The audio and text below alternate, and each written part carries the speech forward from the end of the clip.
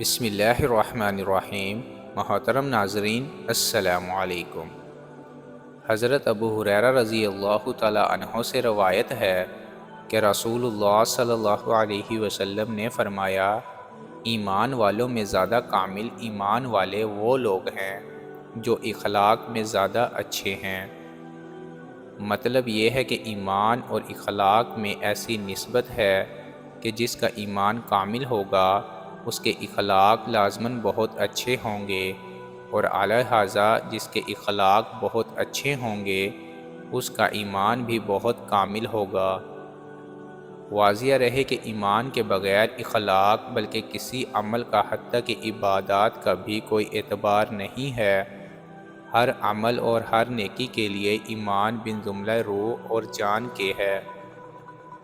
اس لیے اگر کسی شخصیت میں اللہ اور اس کے رسول پر ایمان کے بغیر اخلاق نظر آئیں تو وہ حقیقی اخلاق نہیں ہے بلکہ اخلاق کی صورت ہے، اس لیے اللہ کے یہاں اس کی کوئی قیمت نہیں ہے۔ حضرت عائشہ صدیقہ رضی اللہ تعالی عنہا سے روایت ہے، فرماتی ہیں کہ میں نے رسول اللہ صلی اللہ علیہ وسلم سے سنا، آپ ارشاد فرماتے تھے کہ صاحب ایمان بندہ اچھے اخلاق سے ان لوگوں کا درجہ حاصل کر لیتا ہے جو رات بھر نفلی نمازیں پڑھتے ہوں اور دن کو ہمیشہ روزہ رکھتے ہوں۔ مطلب یہ ہے کہ اللہ کے جس بندہ کا حال یہ ہو کہ وہ عقیدہ اور عمل کے لحاظ سے سچا مومن ہو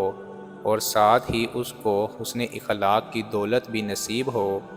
تو اگرچہ وہ رات کو زیادہ نفلیں نہ پڑھتا ہو اور کثرت سے نفلی روزے نہ رکھتا ہو، لیکن پھر بھی وہ اپنے حسن اخلاق کی وجہ سے ان شب بیداروں عبادت گزاروں کا درجہ پا لے گا جو قائل اللیل اور صائم النہار ہوں، یعنی جو راتیں نفلوں میں کاٹتے ہوں اور دن کو عموماً روزہ رکھتے ہوں۔ حضرت ابو دردہ رضی اللہ تعالی عنہ سے روایت ہے، وہ رسول اللہ صلی اللہ علیہ وسلم سے نقل کرتے ہیں کہ آپ نے ارشاد فرمایا، قیامت کے دن مومن کی میزان عمل میں سب سے زیادہ وزنی اور بھاری چیز جو رکھی جائے گی وہ اس کے اچھے اخلاق ہوں گے۔ اللہ پاک ہمیں اس حدیث پر